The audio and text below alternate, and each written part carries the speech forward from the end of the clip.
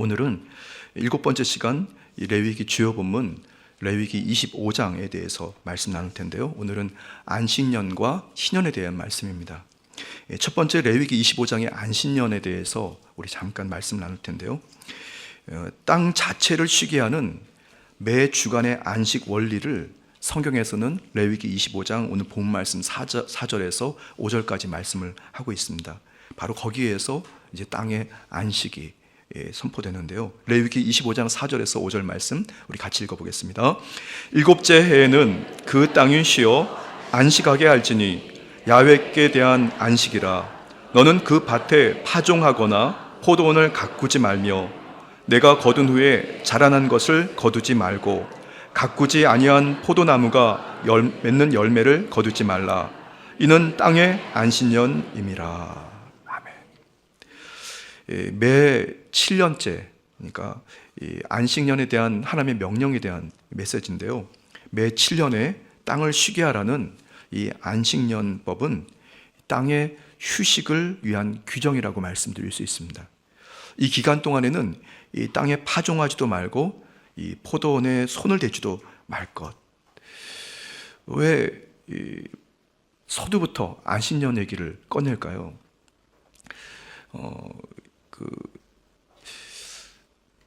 하나님께서 세상을 창조하실 때 첫째 날부터 시작해서 쭉 창조를 시작합니다. 그리고 마지막에 인간을 창조하시지 않습니까? 그날이 6번째 날입니다. 인간을 창조하시고 하나님께서 7번째 날 휴식을 하게 되죠, 여러분. 그러니까 어떻게 보면 일을 그러니까 인간에게 있어서 저와 여러분들 그리고 자연 모든 만물들이 휴식을 시작으로 이제 일을 시작해야 된다는 얘기입니다. 그러니까 그만큼 안식이 매우 중요한데요. 이 창조의 원리 중에는 최초의 인간이 맞이한 이 첫날, 이 안식일은 바로 그 안식을 한 후에 그 인간이 그 다음 활동하고 일한다라고 하는 그런 공식이 있다는 거죠. 그만큼 이 안식이라는 것을 매우 중요하게 생각해야 되고 또 그 안식 때에 주님과의 깊은 영적과 교제가 충전되어야 할 줄 믿습니다. 달력을 보면 말이죠. 주일이 첫 번째 있고요. 그 다음에 월요일부터 토요일까지 이렇게 있습니다. 그러니까 저와 여러분들이 주일날 예배를 드리는 것이 어떻게 보면은 그 안식 주일부터 시작을 하는 한 주가 시작되는 거죠, 여러분. 근데 처음에 안식을 취하는 겁니다. 제가 지난번에 잠깐 여러분들에게 이 권사님 정기총회 때 잠깐 말씀드렸는데요. 이 안식이 얼마나 중요한지를 제가 이번에 최근에 좀 많이 느꼈습니다. 새로운 교회, 새로운 임지, 새로운 성도들, 새로운 주의 종들과 만나서 제가 사역을 시작을 하다 보니까 이게 모든 감각들이 막 각성이 되더라고요, 여러분. 진짜요. 피곤하지도 모르고 말이죠. 어떨 때는 잠은 안 자도 잠이 졸리지 않습니다. 희한하죠. 정말 이렇게 대학을 공부를 앞두고 하얗게 생겼던 한 50원짜리 정도 되는 크기의 각성제를 막 먹었던 기억도 납니다. 잠 안 자려고 말이죠. 그런데 이게 온몸이 각성이 되니까 이게 잠을 안 자도 피곤하지 않고 생각도 명료하게 말똥말똥하더라고요, 여러분. 저 그래서 이게 왜 이러지? 이게 저의 체력 상태로는 이게 이렇지 않는데 말이죠. 참 신기했습니다. 그런데 이게 온몸이 각성되다가 보니까 결국 문제가 생겨요, 여러분.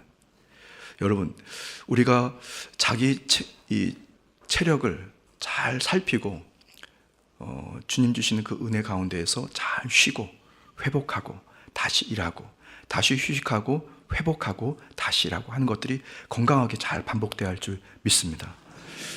저는 올해 한 해가 좀 유난히 바빴던 것 같습니다. 그렇게 꿈에 그리던 대학원 과정 공부를 또 하게 됐어요. 그래가지고 올 3월 달부터 이제 한세대학교 신학대학원 과정 다시 또 공부를 하게 됐는데 너무너무 행복했습니다.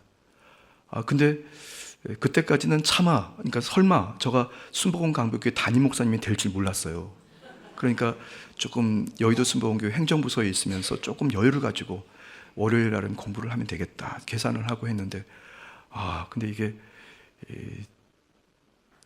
순복음 강북교회 담임이 되면서 말이죠, 그 공부도 하랴, 숙제도 하랴, 뭐 보고서도 쓰랴, 무슨 뭐 시험도 보랴 하려다 보니까 이게 조금 버거웠나 봅니다, 여러분. 사람은 일에 빠지기 시작하면 한두 끝도 없이 막 달려갑니다, 여러분. 쉴 새 없이 말이죠. 근데 이 휴식이라는 것이 얼마나 중요한지 제가 최근에 좀 많이 느꼈어요. 여러분, 그냥 날마다 뭐 이리 탱자 저리 탱자 막 놀라는 말씀이 아니고, 여러분이 이 거룩한 일들을 잘 감당하기 위해서 여러분이 잘 휴식하고 회복하는 여러분 되시기 바랍니다. 이 안식년은 그만큼 매우 중요한데, 오늘 본 말씀에 나와 있는 말씀은 땅에 대한 안식을 말씀하고 있는 겁니다. 땅도 역시 그렇게 휴식이 필요하고, 그리고 그 땅을 농작하지 않고 내버려 두라는 거죠. 휴식하도록 하라는 겁니다. 두 번째 주제는 안식년의 소출에 대한 이야기인데요. 안식년 동안 그 땅에서 자연적으로 난 식량들, 그 소출을 사용하는 것이 가능하다라는 말씀입니다. 그 분량은 휴경지 동안의 삶을 유지하기 위해서 충분한 소출이 된다는 것이죠. 농작하지 않아도 사실은 자연적으로 그냥 풀숲에서 막 자라나는 것들을 취해도 우리가 모자라지 않는다는 말씀입니다. 레위기 25장 6절에서 7절입니다. 우리 같이 읽어보겠습니다. 안식년의 소출은 너희가 먹을 것이니 너와 내 남종과 내 여종과 내 품꾼과 너와 함께 거류하는 자들과 내 가축과 내 땅에 있는 들짐승들이 다 그 소출로 먹을 것을 삼을지니. 아멘.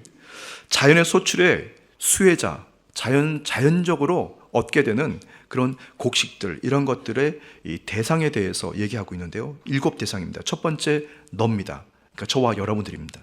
두 번째 너의 남종, 너의 여종, 그 다음에 너의 품꾼, 그 다음에 너와 함께 거류하는 자들, 그리고 너와 너의 가축, 너의 땅에 있는 들짐승들까지. 이 얘기는 뭐냐면 너만이 아니라는 거죠. 자신만이 아니라는 겁니다. 다 해당되는 거라는 말씀이죠. 모두의 땅의 안식을 지킴으로 소득의 감소를 걱정하지 말고 전적으로 주님께 의지해서 여러분들이 자연적인 소출을 취하라는 말씀입니다. 저절로 난 것들, 그 소출은 누구도 독점해서는 안 되고 함께 공유하라는 성경의 말씀인 거죠. 안식년에 그 땅에서 스스로 자라는 것에 얻은 수확물은 오히려 가난한 사람들, 그리고 종들, 그리고 거류민들뿐 아니라 가축과 들짐승을 비롯한 그 땅의 모든 생물들에게 해당해서 그들이 취할 수 있도록 잘 분배를 해야 되는 것이 어떻게 보면 신앙인의 모습이고, 주님께서 우리에게 가르쳐 주신 이 안식년에 대한 말씀입니다. 세 번째 안식년법이라는 것인데요, 그 땅으로 대표되는 생태계의 전체 유익을 위한 법을 제정하고 있습니다. 하나님께서는 사람뿐 아니라 말 못하는 들짐승과 그리고 심지어 땅까지 포함하는 피조물 전체를 배려하고 주님은 품고 있습니다. 피조물, 그 피조물은 하나님과 모두가 다 연결되어 있기 때문에 항상 그 안식년의 법에 해당돼야 됩니다. 그런데 지금 우리가 살고 있는 이 자연 세계, 지금 이 인류는 이 안식년 제도는 사실은 거의 실행 불가능하고 그냥 막 달려가고 있습니다. 가능하면 최대한으로 이윤을 뽑아내고 그리고 동력을 얻어내려고 이 대자연을 막 그렇게 결국 훼손하게 됩니다. 결국 자연재해라든가 각종 이런 기근들이 우리 가운데 있지 않습니까? 제가 언젠가 유튜브 영상을 좀 자료를 보다 보니까 말이죠, 이 메뚜기 떼들이요, 이 아프리카 같은 곳에 한번 혹 일어나는 그 메뚜기 떼의 크기가 정말 어마어마하더라고요. 제가 기억에는 글쎄요, 메뚜기 보통 일반적인 큰 굵은 메뚜기, 좀 구워서 먹을 만한 그런 메뚜기는 이 손가락보다는 조금 작았던 것 같습니다. 글쎄요, 메뚜기 떼 여러분 구워 드셔보셨죠? 네. 저 기억에는 이 송장 메뚜기라는 게 있어요. 색깔이 좀 회색빛 같은, 그거는 보통 잡아먹지 않고 벼 이삭에 붙어 있는 그 노릿노릿한 메뚜기가 있습니다. 그것도 알찬 거를 가지고 잘 잡아야 돼요. 잘 잡아가지고 불에다 살짝 익히면, 죄송합니다, 이거 식사 안 하고 오신 분들이 그런 팔다리는 구워 떨어져 나가고, 그리고 이제 몸통을 이제 먹었는데 고소합니다. 근데 이 메뚜기들이 한번 붕 일어나는데 크기가 어마어마합니다. 보통 이 엄지손가락 굵기보다 더 굵은 것 같은데요. 길이는 글쎄요, 한 15cm 정도 될까요? 어마어마합니다. 15cm는 아니죠. 그게 길이가 한 4cm, 5cm 정도 될까요? 근데 그 때가 이런 한번 농작물을 한번 쫙 긁고 지나가면 남는 게 없습니다. 남는 게. 지금 아마 여러 가지 자연재해, 예를 들어서 그 곤충에 대한 습격들, 이런 것들도 무시 못하는 이런 자연재해를 겪는 거에는 분명히 하나님의 어떤 이 안식년 율례, 땅에 대한 이 안식을 지키지 않았기 때문에 일어나는 현상이 아닐까, 그런 생각을 좀 해봅니다. 여러분들의 가정, 또 직장, 사업에 항상 여러분들이 막 달려가더라도 때로는 주님께서 안식을 취하라 하실 때 적당한 휴식과 또 회복의 은혜가 있게 되시기를 예수님의 이름으로 축복합니다. 그러면 우리는 끊임없이 내리락 오르막 하지 않고 꾸준히 그렇게 성장하고 또 부흥하고 살아나게 될 줄 믿습니다. 자, 두 번째인데요. 두 번째, 레위기 25장에 나오는 희년에 대한 말씀입니다. 희년이라고 하는 것은 히브리어로 요벨이라고 하는데요. 이 요벨은 순양의 뿔로 만든 나팔을 의미합니다. 희년은 이 순양의 해, 그리고 순양의 뿔로 만든 나팔의 해로 번역을 하게 되는데요. 희년은 영어로 주벌리라고 하는데 그 뜻이 뭐냐면 즐거운 축제라고 얘기합니다. 두 번째, 희년의 내용입니다.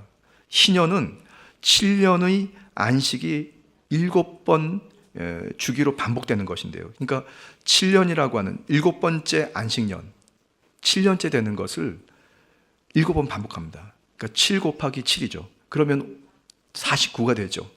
49가 딱 그날 49 했을 때 선포하고 50년째 쉬는 거죠. 희년을 선포하는 50년째가 되는 그날이 정점이 되는 겁니다.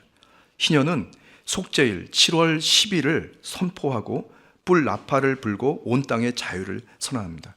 이 말씀은 레위기 25장 이 9절에 나와 있는데요. 같이 한번 읽어볼까요? 일곱째 달 열흘날은 속죄일이니 너는 뿔 나팔 소리를 내되 전국에서 뿔 나팔을 크게 불지며. 그러니까 안식년이 결국 7번째 되는 그 해, 그리고 7월 10일, 그때 바로 종에서 풀려나 자신의 고향으로 돌아갈 수 있는 자유가 선포됩니다. 하나님께서는 돌아오는 매 50년째 그 해마다 희년으로 정하시고 그때 모든 사람들을 본래 자유의 삶으로 돌려보내라고 말씀합니다. 레위기 25장 10절입니다. 너희는 50년째 해를 거룩하게 하여 그 땅에 있는 모든 주민을 위하여 자유를 공포하라. 이 해는 너희에게 희년이니 너희는 각각 자기의 소유지로 돌아가며 각각 자기의 가족대로 돌아갈지며. 원래 자리로 돌아가게 된다는 거죠. 세 번째, 희년의 규정의 배경이 되는 이 원칙이 되는 말씀인데요. 23절입니다. 우리 23절 말씀 다시 한번 읽어보겠습니다. 토지를 영구히 팔지 말 것은 토지는 다 내 것임이라. 너희는 거류민이요 동거하는 자로서 나와 함께 있느니라. 토지가 다 누구의 것이라고요? 하나님의 것이라는 거죠. 땅은 모두 하나님의 것. 하나님의 것이 사실 아닌 것이 없습니다. 그런데 모든 인생들은 땅이 본인 소유라고 착각을 합니다. 땅은 하나님 야훼의 소유이고 결국에는 어느 누구도 토지를 마음대로 처분할 권한이 없다는 말씀입니다. 다만 이 처분할 권한은 없고, 그리고 이 토지를 경작할 수 있는 권한은 주어진다는 것입니다. 토지가 하나님의 소유이기 때문에 우리 개인의 소유가 아니라 만민의 소유, 모든 사람들이 함께 공유할 수 있는 것이라고 우리 해석할 수 있습니다. 따라서 이 토지의 매매라고 하는 것은 토지의 관계의 일시적인 변화라고 우리는 생각하는 거죠.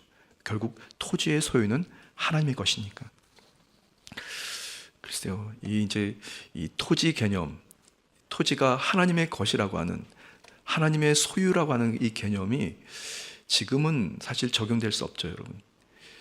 그런데 사실은 원론으로 돌아가면 이 토지가 개인의 것인 줄 알았는데 사실 그게 아닌 것을 우리가 늘 절감합니다. 우리가 이 땅에 태어나서 적신으로 왔다가 우리가 다시 그냥 그런 흙먼지로 다 돌아가지 않습니까? 뭔가 가지고 돌아갈 것 같은데 아무것도 못 가져갑니다. 다 하나님께서 허락하신 그런 은혜를 우리가 받고 일정한 수명 동안 이 땅에 살아가는 건데요. 글쎄요, 여러분들은 어떤 땅을 소유하고 계신가요? 그 땅이 하나님의 것이라고 여러분들이 그런 믿음을 가지고 한번 고백하고 하나님이 정권에 여러분들이 다 맡겨보는 여러분 되시길 바랍니다. 이게 소유하는 것이 많게 되면 항상 이게 걱정거리도 많는 것 같습니다. 그렇지 않습니까, 여러분? 여러분들은 어떤 소유를 많이 갖고 계십니까? 가능하면 많은 것들을 다 낑낑 싸매고 소유했으면 좋겠는데 사실은 그거 언젠간 하나님께서 부르시면 그냥 다 놓고 가야 됩니다. 다 놓고 가야 됩니다. 자, 희년에 대해서 네 번째 한번 우리가 살펴볼 것은 희년에 여러 가지 규정들이 있습니다. 한번 보면요, 첫 번째가 토지 무르기 규정이라는 게 있습니다. 두 번째 규정은 이자 금지령 규정이라는 게 있고요. 세 번째는 채무 노예의 면책 규정이라는 것이 있는데요. 첫 번째 토지 무르기 규정이라는 게 있는데요. 그게 뭐냐면 가난할 때 어쩔 수 없이 토지를 누구에겐가 매매하게 되는, 팔아버릴 수밖에 없는 그런 경우가 있습니다. 정말 가난 때문에 어쩔 수 없이 팔으면 안 되지만 정말 먹고 살 것이 너무 없어서 그 땅을 팔아야 되는 그 경우에는 그 땅을 언제 다시 우리가 회복할 수 있는지에 대한 말씀인데요. 그것을 이 고엘 상환이라는 얘기가 있습니다. 한번 같이 고백해 볼까요? 고엘 상환. 이 고엘 상환이 이게 뭐예요? 자신과 가장 가까운 친족이 판매한 그 토지를 다시 갖게 되는 것입니다. 레위기 25장 25절입니다. 같이 한번 읽어보겠습니다. 만일 내 형제가 가난하여 그의 기업 중에서 얼마를 팔았으면 그에게 가까운 기업 물을 자가 와서 그의 형제가 판 것을 물을 것이요. 그렇죠? 어쨌든 그 본인이 소유했었던 그 땅을 가난해서 살기 어려워서 그 친척들에게 그것을 팔고 그냥 어떻게 우리가 먹을 것을 얻어서 삽니다.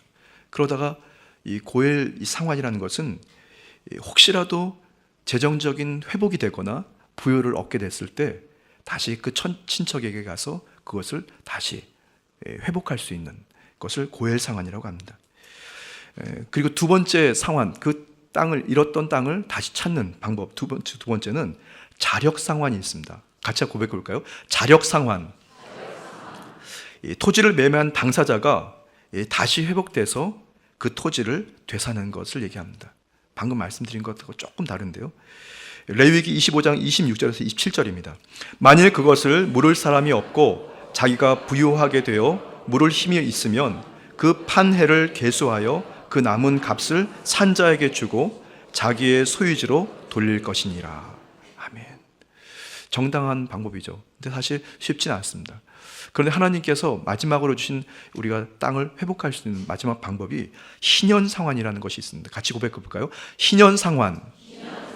자, 희년상환은 그야말로 안식년 7년을 곱하기 해서 7번이 반복이 되고 나면 50년째 되는 날 그 땅을 우리가 다시 도로 찾게 되는 것입니다. 레위기 25장 28절입니다. 그러나 자기가 물을 힘이 없으면 그 판 것이 희년에 이르기까지 산자의 손에 있다가 희년에 이르러 돌아올지니 그것이 곧 그의 기업으로 돌아갈 것이니라. 아멘. 땅 얘기하니까 말이죠. 저는 저희 선친에게서 상속받은 조그만 땅이 있어요. 사실 그 땅이 저가 상속받았다기보다는 저 이름으로 상속됐지만 저희 형제, 위에 누나 둘, 그리고 저하고 밑에 남동생, 네 형제들이거든요. 그러니까 사실은 저는 그냥 그 땅이 뭐 그렇게 가치 있는 땅인지도 잘 모르겠고, 만약에 필요하면은 동생에게 주든지 누나들에게 다 줬으면 하는 그런 생각입니다. 물론 저랑 같이 사는 저희 아내도 별로 욕심이 없습니다, 사실. 뭐 주의 종들이 뭐 있거나 없거나 뭐 그때 자기가 먹고 살고 그러고 살아가는 거죠, 뭐. 근데 저희 어머니께서 한 번은 그러시더라고요. 거기 무슨 고개를 넘어서 무슨 땅이 있는데 그것을 한번 가서 살펴봐야 된다고 등등. 지금도 저도 잘 모르겠습니다. 예전에 아버지랑 한번 여러 차례 간 아주 산골, 깊은 산골에 있는 어느 땅인데요. 거기 가보니까 풀숲에 있고, 또 그리고 또 거기에 어떤 사람이 저희 집하고는 상관없는 누군가가 묘를 써놨어요. 묘도 있어요. 그래서 아마 그게 법적으로는 세월이 지나면 그분 소유가 된다는 뭐 그런 얘기도 있고, 그러든지 말든지 저희 이름으로 뭐 세금 내라고 세금 계산서도 오긴 옵니다. 많지는 않은데요. 그럼 냉큼 냅니다. 그러다가 또 저가 호련히 사라지고 나면 글쎄 그거 어떻게 되는지 모르겠네요. 저는 이제 아직 아이는 없는데 그러니 어떻게 해요? 순복음 강북교회에다 다 내고 가야 될까? 여러분, 다 사실은 그게 굉장히 중요하고 그거 없으면 못 살 것 같은데 말이죠. 사실 그거 아무것도 아닌 거라는 생각이 듭니다. 아니요, 목사님이 지금 먹고 살만 하니까 그러죠. 글쎄 말입니다. 글쎄 저가 과연 먹고 살만한지 모르겠습니다. 그러나 어쨌든 여러분, 이 땅의 소유가 하나님의 것이고 내 것 한다고 아마 산다고 그것을 움켜쥐고 천국으로 가지 않을 거라 생각합니다. 있을 때 함께 공유하고 때로는 잘 휴식하면서 저와 여러분들이 주님의 선한 직임과 소임을 잘 감당하는 여러분 됐으면 좋겠습니다. 혹시 땅 때문에 여러분들이 마음 괴롭거나 또 여러 가지 분쟁이 있다면 기도하시면서 땅을 하나님 것인데 뭐 하나님 알아서 하시겠지 하면서 또 하나님의 방법을 한번 구해보시긴 어떨까 싶습니다. 자, 아까 말씀드린 대로 희년에 몇 가지 규정이 있었는데요. 첫 번째가 토지 무르기 규정이라는 것이 있고, 두 번째 이자 금지령 규정이라는 게 있습니다. 희년에 그 밖의 규정에 속해 있는데요. 흉년으로 인해서 이 채무자로 전락해서 이스라엘 백성 중에 채무를 가볍게 해줘야 되는, 그 얘기 뭐냐면 이자를 면제해 주는 제도입니다. 그 얘기는 뭐냐면 이자를 조금 면제해 줘서 그 사람이 빨리 재활할 수 있도록 돕는 것, 하나님의 거룩한 의도죠. 그것이 바로 이자 금지령 규정이 있고요. 마지막으로 또 살펴볼 것이 바로 채무 노예의 면책 규정이라는 게 있어요. 채무 노예의 면책 규정. 이것도 신현 규정에 포함되어 있는데요. 채무를 감당할 수가 없어서 결국 채무에 해당하는 노예로 전락된 인생이 있을 수 있습니다. 그 이스라엘 백성을 종으로 부려서는 안 된다는 규정이죠. 빚을 갚는 데 사용될 품삯을 지급받는 고용된 일꾼과 같이 정당하게 그에게 채무의 상태에 상관없이 희년에 이를 때까지 그를 희년에 이르게 되면 그를 마음껏 자유롭게 해주라는 말씀입니다. 레위기 25장 54절입니다. 같이 읽겠습니다. 그가 이같이 속량되지 못하면 희년에 이르러는 그와 그의 자녀가 자유하리니. 아멘. 누가 누구의 종이 되겠습니까? 제가 아는 어느 선교사님이 있습니다. 제가 중국에서 사역을 할 때 중국의 우리 한인교회, 매우 큰 교회를 담임하시던 목사님이세요. 잘생기셨습니다. 그리고 한국에서 최고의 학부라고 하는 S대학교를 졸업하셨어요. 경제학부를 졸업하셨어요. 하나님께서 늦게 부르셔서 주의 일꾼이 되고 주의 목사님이 되셨다가 그리고 중국으로 선교 파송을 받고 떠나셨어요. 저는 그분을 정말 한참 대선배로 알고 그분의 사역을 잘 이렇게 예의주시했는데요. 참 귀하게 사역하시더라고요. 성도들을 잘 살리고 선교지의 영혼들, 그리고 제3국, 제4국 어려운 곳에 그 선교지를 잘 섬기는 분이신데, 그분이 언젠가 한 번은 그런 고백을 하시더라고요. 본인이 아버지가 어느 집의 종이었다고. 자기는 종의 아들로 태어났었다고. 그게 멀지 않은 세대인 것 같습니다, 여러분. 글쎄요. 아마 종이라고 한다면은 본인 의사와 상관없이 막 부리게 되겠죠. 그리고 조금 무시도 당하고, 그리고 때로는 육신적인 어떤 스트레스도 받게 될 거고. 근데 여러분, 저는 그 목사님의 모습을 보면서 종의 아들로 태어났지만 하나님께서 그를 사용하셔서 목회자로 쓰시고 많은 영혼들을 살리는 것에 애쓰수고하는 그 모습을 보면서, 야, 이거는 사람이 종이라고 정했다 하더라도 바로 그것은 하나님의 종이 되면 이미 그 상황을 뛰어넘는구나, 그런 생각을 해봤습니다. 참 감사하게도요, 그 선교사님이 임기를 잘 마치고 한국에 귀국하셨거든요. 그런데 지금 순복음 강북교회 주일 예배에 참석하고 계세요. 와. 언젠가 한번 제가 여러분들에게 한번 인사도 드렸습니다. 한번 이제 좋은 기회가 되면은 그 목사님께서 우리 여러 성도 여러분들에게도 좋은 강의도 아마 해주실 수 있습니다. 예를 들어서 재정 관련된 강의들. 저는 그 목사님 참 존경합니다. 한참 후배가 강대상에서 말씀 전하시는데 저쪽 선적에 주일날 앉으셔서 예배를 들으시고 또 한 주를 출발하세요. 저는 그 목사님 너무너무 귀한 분이라 생각하고, 또 지금 그분이 섬기셨던 그 선교지, 중국에 있는 어느 한 큰 지역인데 여전히 그 교회가 그 선교의 사명을 잘 감당하고, 그리고 어려운 또 이 동남아시아 지역에도 여전히 복음을 전하고 계십니다. 이유는 인간의 종이 아니고 하나님의 종이기 때문에 그래요. 마지막 주제인데요, 하나님의 백성에 대해서 잠시 말씀 나누고자 합니다. 하나님의 백성은 오직 하나님께만 종입니다. 결과적으로 하나님 외에 그 어떤 권세에도 매이지 말아야 한다는 거죠. 레위기 25장 55절 말씀입니다. 이스라엘 자손은 나의 종들이 됨이라. 그들은 내가 애굽 땅에서 인도하여 낸 내 종이요 나는 너희의 하나님 야훼니라. 아멘. 이 55장 말씀에 보면 나의 종들, 내 종, 너희의 하나님, 분명히 하나님께서 믿음의 백성들, 또 영적인 이스라엘인 저와 여러분들을 그렇게 나의 종들이라고, 내 종이라고, 너의 하나님 야훼라고 주님께서는 정확히 하나님의 백성에 대한 신분을 정의하고 있습니다. 야훼 하나님께서는 자기의 백성을 애굽의 속박으로부터 구원하실 바로 그 출애굽 사건과 같이 지속적으로, 그리고 세대를 뛰어넘어서, 상황을 뛰어넘어서 자신의 압제를 당하는 백성을 위해서 항상 주님께서 행동하고 역사하고 계신 것을 믿으시기 바랍니다. 희년법은 하나님의 자녀들의 삶 속에 존재하는 어떻게 보면 하나의 제도화된 출애굽 사건이라고, 출애굽이라고도 말씀드릴 수 있습니다. 희년법은 능력이 남들보다 좀 부족하고 힘이 없고 때로는 가난해서 스스로를 구제할 수 없는 사람들을 위해서 결국 사회의 약자들을 위한 하나님이 정하신 법이라고 하는 거죠.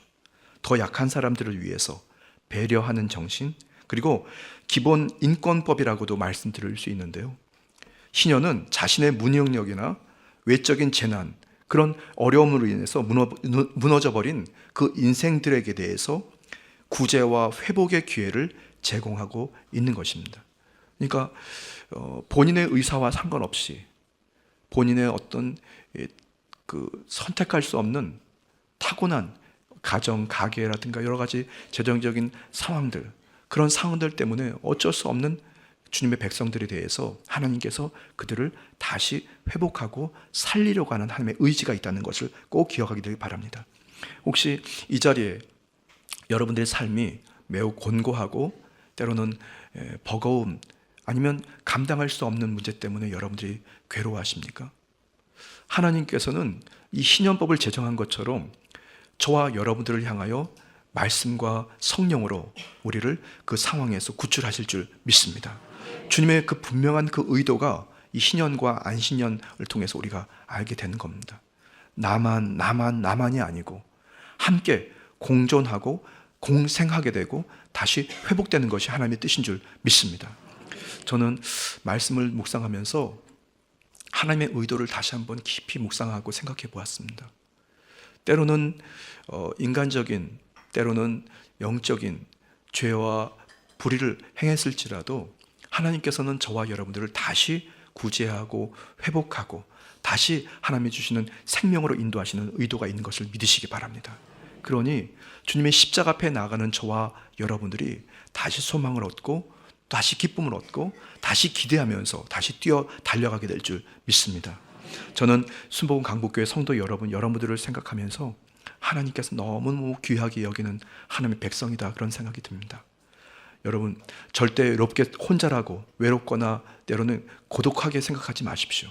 주의 영이 우리와 함께 하십니다.